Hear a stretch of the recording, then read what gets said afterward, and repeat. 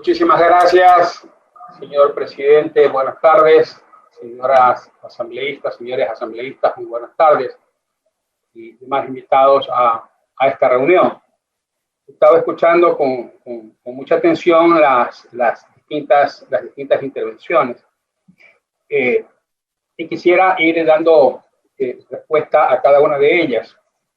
El asambleísta Lloret mostraba unos estados de cuenta. Por casualidad, el uno es de Visa Banco Guayaquil, el otro de American Express de Banco Guayaquil.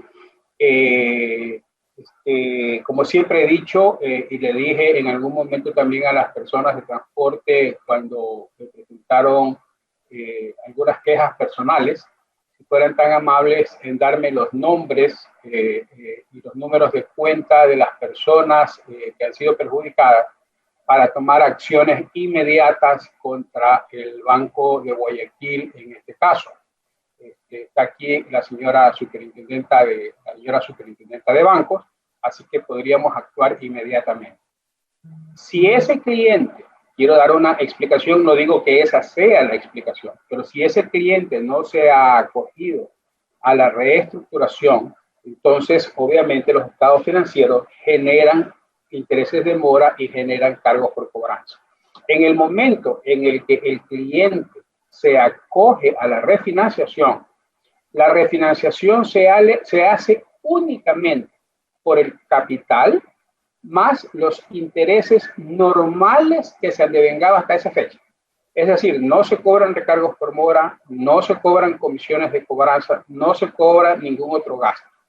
Tendríamos que ver si esos clientes que mostraron allí se han acogido a la reestructuración y si es que no han caído en vencido nuevamente después de haberse reestructurado.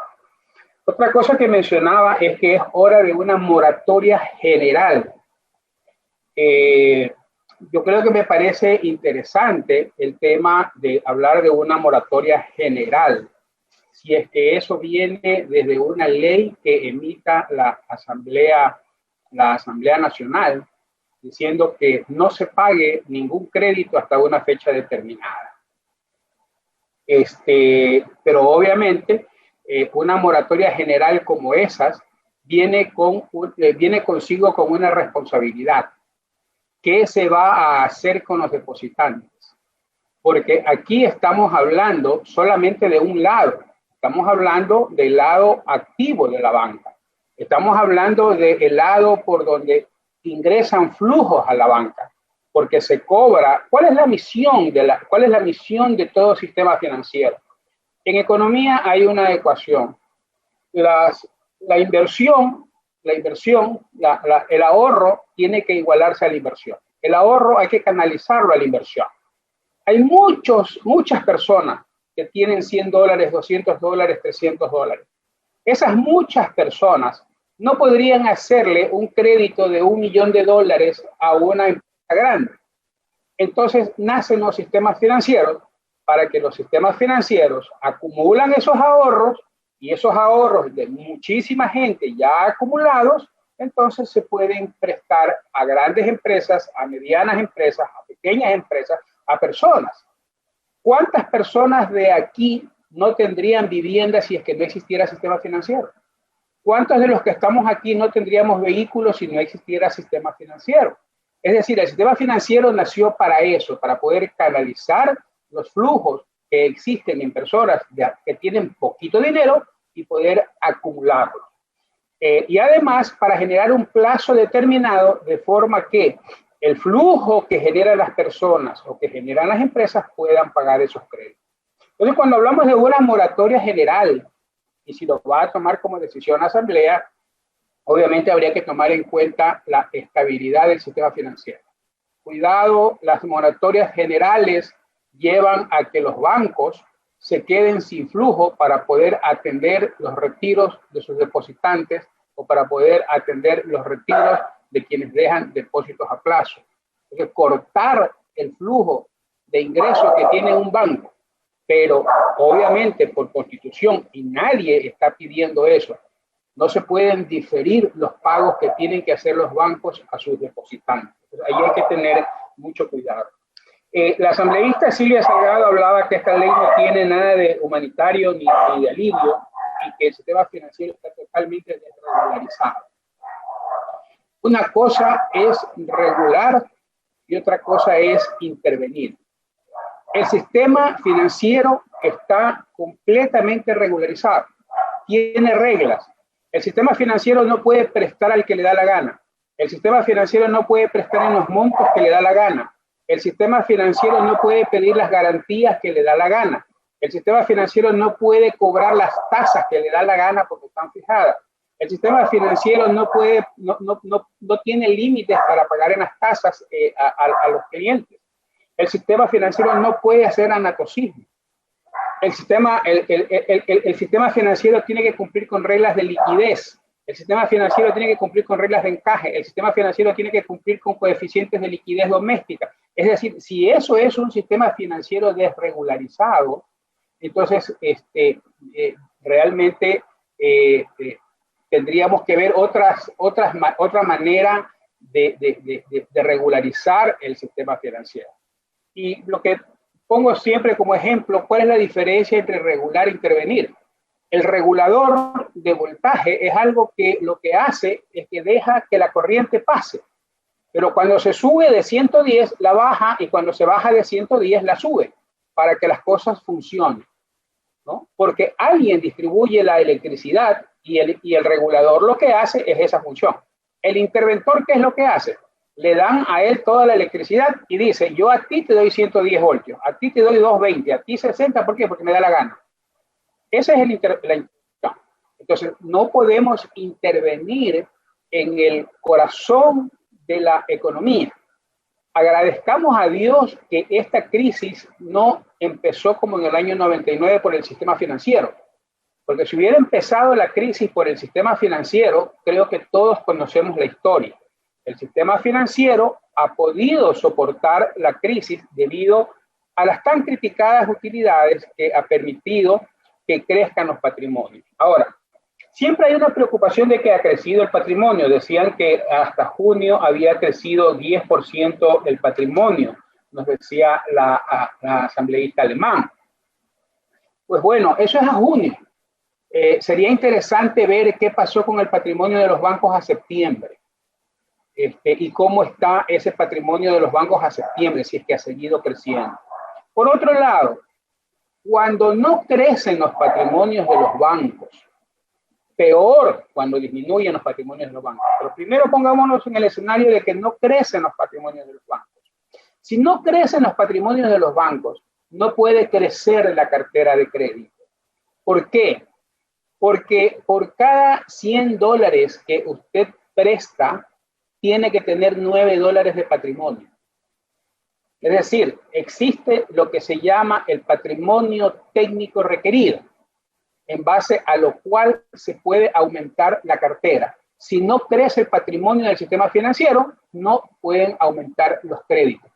Y si decrece, por desgracia, el patrimonio del sistema financiero, entonces hay que ir a recortar los activos de los bancos. Eso quiere decir que las carteras de crédito tienen que entrar inmediatamente en cobranza y tiene que irse a reducir las carteras de crédito porque el patrimonio no alcanzaría a cubrir esos activos. Esas son parte de las regulaciones que tienen los bancos. Es decir, ya no es que un banco puede prestar lo que le da la gana y no poner plata. No. El banco tiene que poner un patrimonio para poder prestar. Por lo tanto, las descapitalizaciones de los sistemas financieros van en perjuicio justamente de la persona que necesita el tema. Tenemos que garantizar a los usuarios de que no exista anatocismo. Efectivamente, no existe anatocismo en la banca ecuatoriana. No se cobra intereses sobre intereses. Aunque tiene lógica el cobrar los intereses, porque si yo debo $1,000 y tengo que pagar $20 de intereses y no tengo, ¿qué tendría que hacer? Con un banco decirle, renóvame los $1,000 e ir a otro banco y decir, préstame $20 para pagar los intereses. ¿El otro banco me los va a prestar a tasa cero? No, me va a cobrar intereses sobre los $20. Pero cuando es en el mismo banco, se dice no puedes cobrarle intereses sobre intereses. ¿Ok? Pero el principal anatocismo se da en los pasivos, se da en los depósitos, ¿verdad? ¿Por qué? Porque usted en algunas cuentas de ahorro, por ejemplo, se paga intereses todos los días y se capitaliza el interés. Y al siguiente día se le paga interés sobre el capital más el interés del día anterior. Entonces, en el lado pasivo hay anatocismo. Pero obviamente, como va en beneficio del depositante, es un tema que uno no puede castigar al depositante. Además que es una política comercial de las instituciones financieras. En cuanto al tema de las altas tasas de interés, miren, las tasas de interés técnicamente, cuando existe menos liquidez, las tasas de interés suben. Porque es como cualquier artículo. Cuando hay menos papas, el precio de la papa sube. Cuando hay menos naranjas, el precio de la naranja sube. Y cuando hay mucha cosecha, los precios bajan. Lo mismo pasa con la tasa de interés. Cuando hay mucha liquidez, las tasas de interés bajan. Cuando hay poca liquidez, las tasas de interés suben. ¿Qué tenemos en el país? Poca liquidez. Cuando hay más riesgo, las tasas de interés suben. Cuando hay menos riesgo, las tasas de interés bajan. Por eso es que Ecuador tiene un alto riesgo país, por ejemplo, y las tasas de interés suben. Entonces tenemos una economía que tiene dos características: poca liquidez y alto riesgo. Pero queremos que suceda exactamente lo contrario, que las tasas de interés bajen. Entonces podemos tomar una decisión que se la puede tomar también desde la Asamblea Nacional. Pongan un tope a las tasas pasivas y digan, por ejemplo, que las tasas pasivas no pueden pasar del 3% o no pueden pasar del 4%, para que de esa manera ese beneficio sea transferido a los depositantes. Ahora, si se hace eso, cuidado, porque pedía el asambleísta alemán los activos de los 10 bancos más grandes, lo mismo las utilidades de los 10 bancos más grandes. Nosotros, como Junta de Regulación, no nos podemos preocupar solamente de los 10 bancos más grandes. Nos preocupamos de los 24 bancos que existen en el país, porque el efecto dominó en el sistema financiero puede empezar por el banco más chico y no necesariamente por el banco más grande. Existen más de 500 cooperativas en el país y la Junta, y lo mismo la Superintendencia, tiene que preocuparse de las más de 500 cooperativas financieras y 4 mutualistas que existen en el país. No solamente nos tenemos que preocupar de una de las cooperativas que representaría el 7º banco más grande de este país y de las otras 3 o 4 siguientes que están en el segmento 1. ¿Qué pasa con el segmento 4 y con el segmento 5, donde está la mayor cantidad de personas, donde está la mayor cantidad de depositantes y que están ubicados en los sitios geográficos de mayor pobreza y que son los que están pagando las tasas más altas de interés y están cobrando las tasas más altas de interés? ¿Qué hacemos con eso? Les recortamos la tasa pasiva y las obligamos a un cierre. Yo no creo que nadie quiera eso para el sistema financiero. La vigencia de la ley. La vigencia de la ley no depende de nosotros. El artículo 12 de la ley humanitaria dispone claramente que el diferimiento es hasta 60 días después de terminado el periodo de excepción, el estado de excepción. Y eso es lo que ha hecho la Junta. La Junta en este momento está reunida la Junta, o está convocada la Junta, y se hace una reunión virtual a propuesta de la superintendente de bancos. Estamos tomando medidas. ¿Para qué? Para que el deudor no pase a vencido a los 15 días, sino que pase a vencido a los 60 días. Es decir, para que tenga mayor espacio de poder pagar sus deudas, de pagar su mensualidad, y que no sea dañado en su calificación de riesgo y que no sea reportado a la central de riesgo. Eso se está resolviendo hoy en la Junta para poder ayudar a desahogar este tema que tiene el usuario del crédito. Pero lo que no podemos hacer, lamentablemente, es obligar al sistema financiero. Y de hecho, la misma ley lo dice, que es por acuerdo de las partes o por propia iniciativa de la institución financiera. No lo decimos nosotros, no lo decimos nosotros como Junta. El sector transporte, hemos tenido sendas reuniones con el sector transporte a las cuales yo he asistido. Y hemos hablado, primero, cuánto es el tamaño del problema para saber cuál es el tamaño del problema. Hemos hablado de que si su problema está en el sistema financiero o su problema está en las casas comerciales. Son dos problemas distintos. En las casas comerciales, la Junta de Política y Regulación Monetaria y Financiera no tiene mayor incidencia y eso estaría bajo la supervisión de la Superintendencia de Compañías. La Junta podría establecer tasas máximas que pueden cobrar esas empresas que dan crédito, pero no puede ir mucho más allá porque no es sector financiero las casas comerciales. Pero si hay un gran endeudamiento del sector transporte, que lo reconoció en alguna reunión, con el sector de casas comerciales, estamos hablando de otro tipo de problemas. Y evidentemente que hay que preocuparse, sí. A mí me preocupa muchísimo el sector transporte, pero créame que me preocupa bastante más 32,000 personas que están en Galápagos, que no tienen ingresos, que no hay visos de que puedan tener ingresos, que el turismo no va a regresar pronto a Galápagos, que tenían 30 frecuencias de vuelo por semana y hoy solamente tienen 4, que es gente que solamente tiene agricultura y ganadería para la sobrevivencia, porque si algo producen y lo quieren poner en el continente, el transporte les saldría más caro que la producción, y que están aislados, están a 200 millas del continente, y no tienen la suerte que tenemos en el continente de poder decir, ¿sabes qué? Estoy en Guayas y me voy a trabajar a Manabí, o me voy a trabajar a Esmeraldas, o me voy a trabajar a Tungurahua. Esa gente tiene que quedarse allí, en Galápagos, porque está aislada. Y esa gente sí me preocupa muchísimo, porque esa gente, si bien es cierto, saca la mano y coge un pescado y puede comer todos los días un pescado, pero eso es todo lo que puede Señor López, hacer. le solicitamos comedidamente, si está gentil, si podría culminar con su intervención, en razón de que tenemos pendientes otras comparecencias de intervenciones posteriores. Muy gentil. Sí, muchísimas gracias. Y con esto voy a terminar. Nosotros no queremos pintar color de rosa la situación del país. Hemos dicho, señores, hay 5 fases en el país. La primera fase ya la pasamos, que fue la crisis sanitaria. La segunda fase fue la de alivio financiero. Hoy estamos viviendo la crisis de insolvencia, o lo que se llama realización de los riesgos.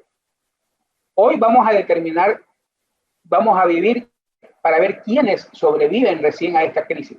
Nadie puede en este momento proyectar quiénes van a sobrevivir y quiénes no van a sobrevivir. Luego vendrá una crisis de desempleo y Dios quiera que todo esto no desemboque en una crisis social. Hemos dicho, esas son las 5 etapas que existen. Y bajo ese supuesto nos hemos estado manejando para tratar de luchar contra todas esas 5 etapas. Muchísimas gracias, señor presidente. Concluye la intervención de Marco López, delegado del presidente de la República. En este momento quisiera pedirles a la superintendenta de Banco y de Solidaridad que puedan responder las inquietudes realizadas por eso y los asambleístas. Tiene la palabra primero la señora Arregui, superintendente de Bancos. Decíamos, es el representante del presidente en la Junta de Política de Regulación Monetaria y Financiera. Nuevamente se da la palabra a la superintendenta de Bancos. Primero quiero agradecer realmente por las denuncias que hace el asambleísta Juan Lloret. Le agradecería más todavía si nos hace llegar a la superintendencia de bancos para poder nosotros hacer la supervisión como lo hemos hecho, igual que lo hemos hecho además en otros casos en los cuales han habido denuncias. Repito, del listado que nosotros recibimos por parte de la Asamblea Nacional pudimos verificar todo este número de operaciones que nos habían señalado